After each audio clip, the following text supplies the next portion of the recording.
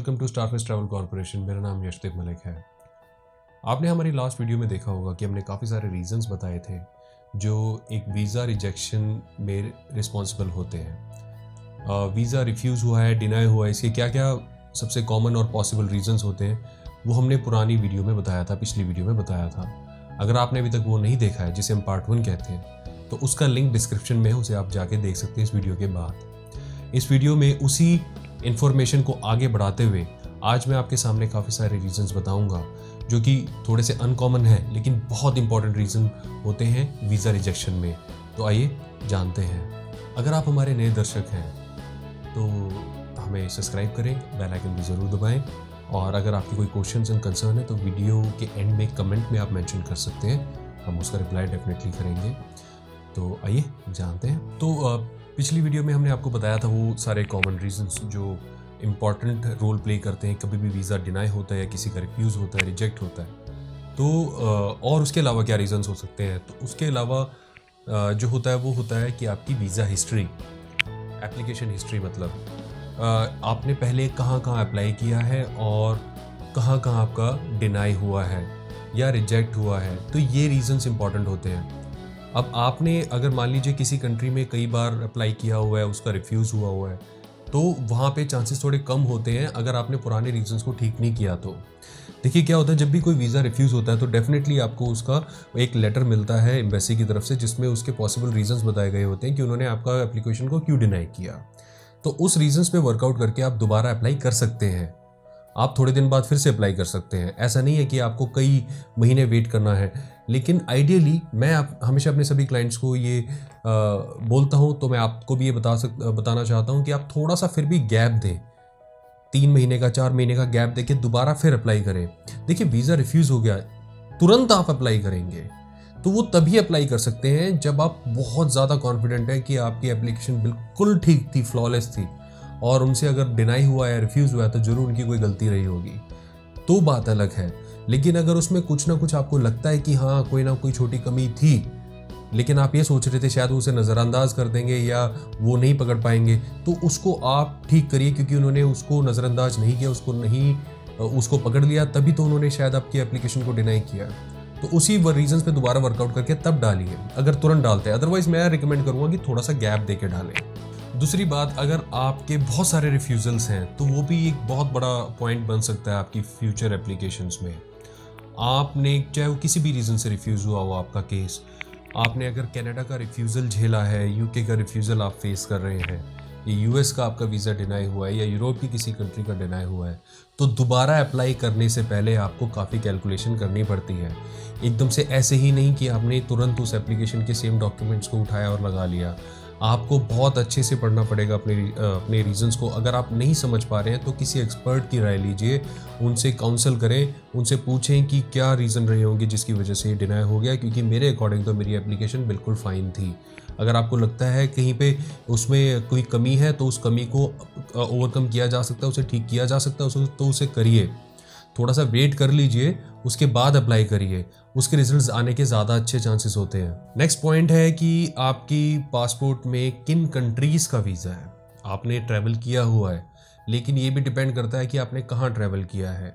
अगर सपोज़ करें कि आप यूके, यूरोप का वीज़ा अप्लाई कर रहे हैं, या कनाडा का अप्लाई कर रहे हैं, और आपके पासपोर्ट में ईरान का वीज़ा ऑलरेडी लगा हुआ है, तो थोड़ी सी शायद मुश्किल आ सकती है।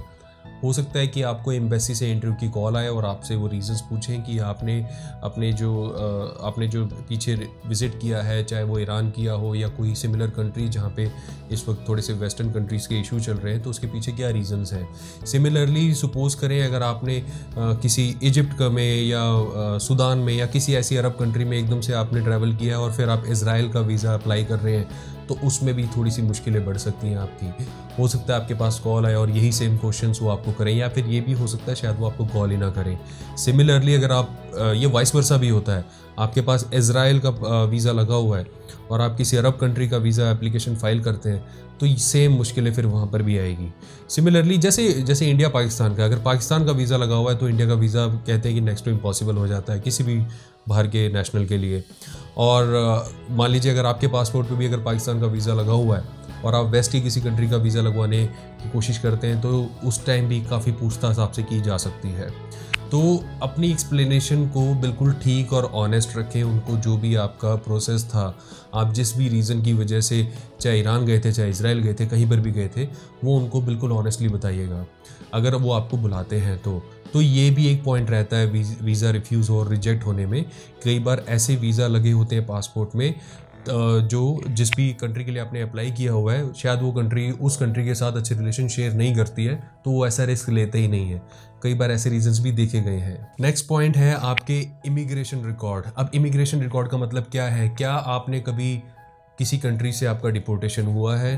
क्या किसी कंट्री में आपने ओवरस्टे किया है? मतलब आपका ओवरस्टे का हो गया, आपको 1 महीने का वीज़ा मिला लेकिन आप उस कंट्री से 1.5 महीने 2 महीने बाद आए, तो ये ओवरस्टे काउंट होता है। ये अच्छी चीज़ नहीं होती, तो इसमें वीज़ा रिफ्यूज़ होने के चांसेस बढ़ जाते हैं अगर किसी के पासपोर्ट पे ओवरस्टे एक्सप्लेन हुआ हो तो। सिमिलरली अगर आपको डिपोर्ट किया गया है किसी कंट्री से, उस केस में भी वीज़ा मिलने में थोड़ा सा मुश्किल हो जाता है, क्योंकि आपको डिपोर्ट किया गया तो डेफिनेटली कोई ना कोई प्रॉब्लम हुई होगी आप में, जो इमिग्रेशन ने वहाँ पे आपको क्लियरेंस नहीं दी। तो एम्बेसीज जो होती हैं, हाई कमीशन जो होते हैं, उनके अंदर जो काउंसलर से वीज़ा की फाइलें पढ़ते हैं और उसको अप्रूव और डिसअप्रूव करते हैं, तो वो इतनी ज़्यादा कैलकुलेशन में वो जाता ही नहीं है। अगर उनको शुरू में ही डाउट हो जाता है तो मैं आपको अगर ऑनेस्टली बताऊं तो वो पूरी फाइल पढ़ेंगे ही नहीं। कई बार क्या होता है कि शुरू में ही अगर उनको कोई डाउट दिख जाता है तो हमें लगता है कि हाँ हमारी ये वीकनेस है, लेकिन हमारी इतनी स्ट्रेंथ भी तो है कि हाँ ठीक है, मेरे इस वाले डॉक्यूमेंट में प्रॉब्लम है लेकिन मेरा अकाउंट बैलेंस अच्छा है, मेरी ITR अच्छी हैं, तो हो सकता है उसको कंसिडर करें। ये भी हो सकता है सर कि वो आपकी उसी पॉइंट पे ही आपका वीज़ा डिनाई कर दे और आपकी पूरी फाइल ना पड़े। तो इसलिए फ्लॉलेस फाइल बनानी बहुत ज़रूरी है। अगर आपकी फ़ाइल में कुछ कमी है तो उसको शुरू में वर्कआउट किया जा सकता है, उसके काफ़ी सारे ऑप्शंस और सॉल्यूशंस होते हैं, तो उनको आप फॉलो करेंगे तो डेफिनेटली इस चीज़ से बच सकते हैं। तो कभी अगर डिपोर्टेशन हुआ है, ओवरस्टे हुआ है, तो वो भी एक बहुत इंपॉर्टेंट रोल प्ले करता है आपके वीज़ा रिफ्यूज़ल में। तो थोड़ा सा इस चीज़ का आपको ध्यान रखना होगा। अगर आप अपनी फैमिली के साथ किसी वीज़ा के लिए अप्लाई करते हैं और आपके साथ आपके बच्चे हैं और आपने सिर्फ स्कूल का ID कार्ड लगा दिया या कॉलेज का ID कार्ड लगा दिया, तो कई बार वो काफ़ी नहीं होता। आपको NOC भी लगाना चाहिए कॉलेज से और स्कूल से, जिसमें वो चीज़ मेंशन करेंगे कि आपने उस पर्टिकुलर पीरियड के लिए वहाँ से छुट्टी ली हुई है और उनको कोई ऑब्जेक्शन नहीं है आपके ऑस्ट्रेलिया, न्यूजीलैंड या आपके यूरोप, UK, US के प्लान में। तो ये चीज़ आपको बहुत अच्छे से बनवानी होगी। इसके लिए आप अपने ट्रैवल एजेंट से ज़रूर सलाह करें, उनकी राय ज़रूर लें, क्योंकि ये बहुत इंपॉर्टेंट एस्पेक्ट होता है। हमने बहुत सारी एप्लीकेशन जब हमारे पास क्लाइंट्स लेकर आते हैं, वो बताते हैं कि हमारा रिफ्यूज़ हुआ था और मैं उनकी जो फाइल देखता हूँ तो मुझे दिखता है कि उन्होंने NOC नहीं लगाया हुआ, खाली अपना ID कार्ड लगा दिया और खाली अपना जो एडमिशन कार्ड है वो लगा दिया। तो ये काफ़ी नहीं होता, आपको NOC भी लगाना होगा। सिमिलरली अगर आप अपनी एम्प्लॉयमेंट प्रूफ लगा रहे हैं, जैसे आप अपने ऑफिस का NOC लगा रहे हैं, तो कई बार हमने देखा है तो उसमें सिर्फ ये लिखा होता है to whomsoever it may concern mister X is working with us. ये मिस्टर एक्स हमारे साथ काम करते हैं, उनकी इतनी सैलरी वो इस पोजीशन पे है। ये काफ़ी नहीं है। तो इसमें आप ये भी लिखवाइए कि उन्होंने इस डेट से इस डेट तक प्रॉपरली छुट्टी ली है जो आपकी कंपनी ने सैंक्शन कर दी है, और आप इस डेट को वापस अपनी ड्यूटीज़ ज्वाइन करेंगे और इसमें आपकी कंपनी को कोई ऑब्जेक्शन भी नहीं है। तो इस तरीके से उसको NOC को कंप्लीट करवाइए। इसके फॉर्मेट हर कंपनीज के पास होते हैं, हर एजेंट के पास होते हैं, तो इसको कंप्लीट करना बहुत इंपॉर्टेंट है, चाहे वो स्कूल का NOC हो, चाहे ऑफिस का NOC हो। थोड़ा इस चीज़ का ध्यान दीजिए, क्योंकि ऐसे रीजंस भी हमने देखे हैं, हुए हैं वीज़ा रिफ्यूज़ल में। नेक्स्ट पॉइंट है, जो आपने वीज़ा के डॉक्यूमेंट्स दिए हैं, जैसे आपने प्रॉपर्टी के पेपर्स दिए हैं, कोई बिल के पेपर दिए हैं, या आपके एसेट्स हैं, या आपके जैसे अगर आप एग्रीकल्चरल ट्रेड में हैं तो उसमें J फॉर्म आपने लगाए हैं, तो वो जो होते हैं, या म्यूनिसिपैलिटी के लाइसेंसेस हैं, वो नॉन इंग्लिश लैंग्वेज में है, तो आपने तो अपनी लैंग्वेज में लगा दिया। जनरली क्या होता है कि हिंदी वाले ट्रांसलेशन तो उनके पास होती है, सभी लैंग्वेजेस की हमेशा रेडी नहीं होती, तो ये थोड़ा सा रिस्क फैक्टर होता है। तो मैं आपको, चाहे आपके हिंदी के हों, गुजराती के हों, पंजाबी के हों, किसी भी लैंग्वेज के हों, मैं आपको ये सजेस्ट करूंगा कि आप उसे प्रॉपरली ट्रांसलेट करवा के, अटेस्ट करवा के फिर लगाएं। ओरिजिनल के साथ भी लगा सकते हैं, ओरिजिनल भी लगाइए। ओरिजिनल मेरे कहने का मतलब बिल्कुल ओरिजिनल नहीं, ओरिजिनल की फोटोकॉपी प्लस जो ट्रांसलेशन है उसकी कॉपी लगाइए। इससे आपका केस ज़्यादा मजबूत बनेगा, इंस्टेड कि आप अपनी दूसरी लैंग्वेज में उसको लगा रहे हैं, क्योंकि काउंसलर्स आपकी लैंग्वेज को शायद नहीं स्टडी कर पाएंगे और उनके पास जब रश ज़्यादा होता है तो वो इतने ध्यान से देख भी नहीं पाते हैं, और फिर उसमें रिफ्यूज़ल के चांसेस जो होते हैं नेसेसरी बढ़ जाते हैं। थोड़ा सा इस चीज़ का अगर आप ध्यान रखेंगे तो एटलीस्ट इस पॉइंट की वजह से तो रिफ्यूज़ल नहीं होगा। नेक्स्ट पॉइंट है जो वीज़ा फॉर्म में मिस्टेक्स होती हैं। अब आपको लगेगा कोई वीज़ा फॉर्म में कैसे मिस्टेक कर सकता है, लेकिन हमने देखा है मिस्टेक्स होती हैं। जब वीज़ा फॉर्म फिलिंग होती है, चाहे वो यूके की हो, कनाडा की हो, ये थोड़ी सी कॉम्प्लिकेटेड होती हैं। इतने इजीली वीज़ा फॉर्म फिलिंग नहीं है इनके क्वेश्चंस बड़े ट्रिकी होते हैं। तो कई बार जो इनको खासतौर से लोग, जब आप लोग फर्स्ट टाइम इसे देखेंगे या फिल करेंगे ना, तो आपके मन में डेफिनेटली ऐसा आएगा कि ये क्वेश्चन तो इन्होंने पहले भी पूछा है, तो दोबारा क्यों पूछ लिया। तो आप क्या करते हैं, जो फर्स्ट क्वेश्चन का आंसर है उसी को रिपीट कर देते हैं। एक्चुअल में आपको देखना पड़ेगा बहुत ध्यान से कि हर क्वेश्चन का मीनिंग अलग है। उसकी लैंग्वेज चेंज है तो डेफिनेटली उसका मीनिंग भी चेंज है। आपको बहुत ध्यान से फॉर्म फिल करना होगा। काफ़ी सारे रिफ्यूज़ल जो हुए हैं वो इसी डिस्क्रिपेंसी से हुए हैं, क्योंकि फॉर्म पे कुछ और होता है और डॉक्यूमेंट्स जो आते हैं वो कुछ और प्रूव करते हैं। इसकी वजह से भी रिफ्यूज़ल हमने देखा है हुए हैं। तो फॉर्म फिलिंग में बहुत ध्यान रखें। नेक्स्ट पॉइंट है खासतौर से उनके लिए जो सेल्फ एम्प्लॉयड है, जिनके बिजनेसेस हैं। आप लोग जब भी अपने प्रूफ्स लगाते हैं अपनी वीज़ा एप्लीकेशन में, अगर और ख़ासतौर से तब जब आपकी कंपनी ज़्यादा पुरानी नहीं है, जैसे 2 महीने 3 महीने 4 महीने पुरानी है, आपने उनके प्रूफ लगा दिए और आपने उन्हीं के फंड्स दिखा दिए, 6 महीने के भी दिखा दिए, 3 महीने के दिखा दिए, तो उससे पहले आप क्या करते थे वो प्रूफ आपने लगाई नहीं। जबकि ITR आप 2 साल की या 3 साल की लगा रहे हैं, उसमें भी तो दिखाना होगा ना कि आप उससे पहले क्या करते थे। तो वो चीज़ आपको शो करनी पड़ेगी। अगर आप उससे पहले कोई जॉब करते थे तो उनकी सैलरी स्लिप्स लगाइए। कोई दूसरा बिजनेस करते थे तो उसकी कंपनी के क्लोजर के डॉक्यूमेंट्स भी आप लगा सकते हैं। उसके भी दिखा सकते हैं कि आपने वहाँ से ये मनी अर्न किया था, वहाँ से ट्रांजेक्शन हुई थी। तो आप जितना साफ सुथरा अपनी एप्लीकेशन को रखेंगे उतने ही चांसेस आपके ज़्यादा हैं लगने के।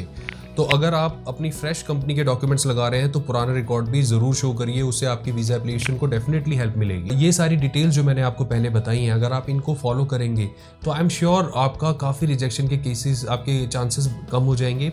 और इससे पहले की जो पुरानी वीडियो में जो हमने और पॉइंट्स बताए थे वो भी बहुत इंपॉर्टेंट है। तो कलेक्टिवली अगर इन सारे पॉइंट्स पे ध्यान दिया जाए तो आपके वीज़ा रिफ्यूज़ होने के चांसेस काफ़ी हद तक कम हो सकते हैं। किसी भी कंट्री का अगर आप वीज़ा लगवाना चाहते हैं, कहीं पर भी आप घूमना चाहते हैं, कोई भी पैकेज लेना चाहते हैं, लग्जरी ट्रिप है, फैमिली ट्रिप है, हनीमून ट्रिप है, कोई भी आपको पूरी दुनिया में कहीं पर भी जाना हो, कोई भी ट्रैवल असिस्टेंस की रिक्वायरमेंट हो, तो डेफिनेटली हमसे कॉन्टैक्ट करें। हमारे पास बहुत अच्छे ऑफर्स होते हैं।